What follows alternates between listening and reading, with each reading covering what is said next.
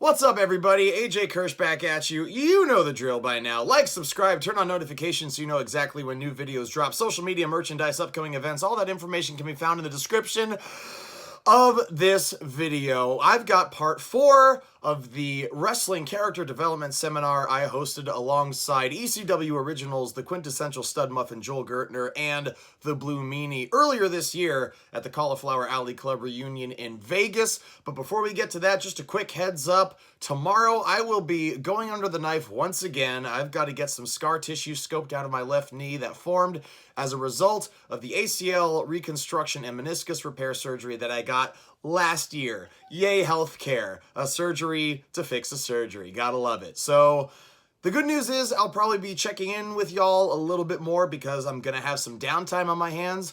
I'm pretty excited actually about how I'm going to spend that downtime. One, I'm going to binge watch the entire series of The Office. I've never seen it. Everybody tells me that I'm in for a treat. A lot of people call it the best TV show they've ever seen. For me, that honor goes to Breaking Bad. But I'm super excited to binge watch The Office, the new season of Stranger Things. Apparently Spider-Man Into the Spider-Verse, is that the name of it? Is amazing. I haven't seen that yet, so definitely going to enjoy my downtime. I think I'm going to try writing on a regular basis again. I haven't done that in a while, and I've got a lot to say. So excited about how I'm going to spend my downtime. But yeah, like I said, I'm going to be doing not a whole lot more. I will be around more. So hopefully I'll be creating some more videos for you guys. We've got another 3 or 4 to get through the rest of this character development seminar, but I might drop a little something here and there in between. I hope to see you this Friday, July the, oh God, I forgot the date already. July the 19th. At the Oakland Metro Opera House. The surgery will not slow me down enough to miss a Hoodslam, so I will be your host, ring announcer, and live commentator this Friday at Hoodslam Presents a Midsummer Night's Meat Train. I'm not really sure what that means either, but tickets to that event can be found in the description of this video, but it's 21 and over. Don't bring your effing kids. All right, with all that being said, let's get to it. Part 4. I think. Maybe 5. I think it's 4. We'll see. Either way, here's the next part, there we go, of the wrestling character development seminar I did at this year's CAC. And one final thing, real quick, another shout out to The Hannibal TV for letting me use the footage that they captured of the seminar. You're watching their footage, and I appreciate their permission to let me use it on my YouTube channel. You should subscribe to their YouTube channel. That link is also in the description of this video. All right, enough's enough. Joel Gertner, the Blue Meanie, hosted by yours truly from this year's Cauliflower Alley Club reunion. Enjoy.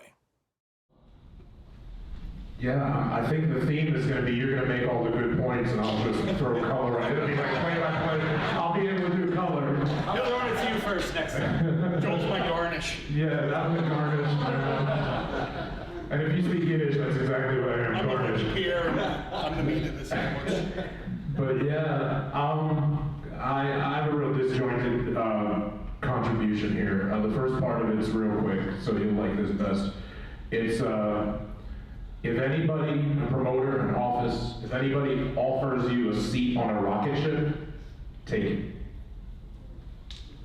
Don't ask questions. Don't ask about is there going to be a soda and cocktail peanuts. Don't ask is it going to be in the front or the aft. Don't ask anything. If you're offered a seat on a rocket ship, take it. I took a gamble that a lot of Las Vegas gamblers would probably run downstairs and put $1,000 on 0 before they would do what I did. And I'm not a brave and courageous person, but probably the way I'm wired as a person, where I am the bravest of all of my elements, is that I would prefer to, if I wind up having to have a regret, I would prefer to regret something that I did rather than regret something that I didn't do. And then have to ask the questions later, like what would have happened, what could have happened. So I left school to run off and join the circus. And thank God it worked, but that's just it. And that was me, taking a seat on the rocket ship, asking for one in my case, but then when offered one, making the decision to take one. So the advice that I would give to anybody, if you get a spot, don't ask why, don't overthink it, don't, it might not come by again. For being stagnant or complacent or wanting a refresh, two answers. They're both kind of close, they're both not exactly what you're looking for. They're variations on a theme. One is, and this came up again in my conversation with MK yesterday at Fridays. I feel like if you would have been at Fridays last night at 2:30 in the morning, you would have been able to miss my half of this, maybe sleep in, wake up or something. People were starting to like the sexual limericks, because ECW was essentially the hardcore porn of professional wrestling. So why wouldn't an Andrew Dice Clay type or whatever I was be liked? So it was tough to keep the dynamic of being a heel, especially because, like I was saying before, work in progress. Now all of a sudden, Bubba is a heel on the mic as well, because now Bubba's not stuttering, Bubba's talking. So we're both talking, and the dynamic. We were talking about you were a lot like Bubba, so they did something about it. They did the mirror, they made it work. There were times when me and Bubba were kind of out there, trying to do the same means to the end, create a riot, get people offended, make people want to hop the rail, whatever it was. So I needed to be different from him. And he, of course, as the physical enforcer type, was going to be the one that I felt needed to be hated more than I did. So if I needed to take a step sideways from being a monster heel and getting the kind of, I hate this guy, he's a fish out of water, why is he with these Dudleys anyway? If Bubba needed to be at that moment the bigger heel. So long story short, I started to be a little bit too well liked for what I was doing. A little bit too, fans wanting to slap my hand coming down the aisle, a little too tweener, a little too babyface. And I don't know if I slapped somebody's hand back or smiled at them instead of smirked at them. I don't know what Paul saw that night. But when we came to the back, Paul pulled me aside loud enough for everybody to hear, but not to, rub my face into it, but loud enough for everybody to hear, because if you listened and didn't take offense and didn't take it personal and it was just business, it wasn't anything bad that he was saying. And it took me a moment to process it, but I realized it when I took him for face value verbatim. He said, right now, to me, as a heel, you are $1 million. As a babyface, you are worthless. I don't need you. So that's a character refresh right there. That's cold water in the face, like, okay, I could want to help Bubba personally, thinking as a wrestling student that he needs more heel heat right now than I do. So maybe I should just be goofier, be more affable, be more relatable, friendly, whatever.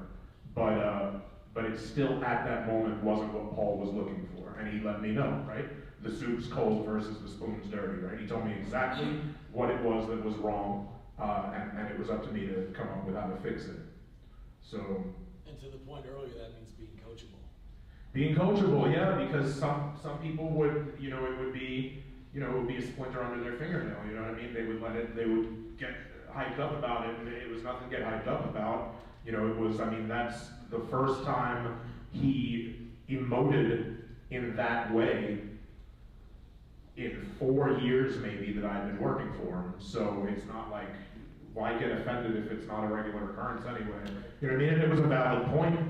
So, and then the cousin of that, the variation on the theme for the complacency is towards the end of ECW when it was finishing up, but before it did, so maybe late 2000, I hope it was late 2000, I hope it wasn't as early as mid 2000, but towards the end, but not at the end.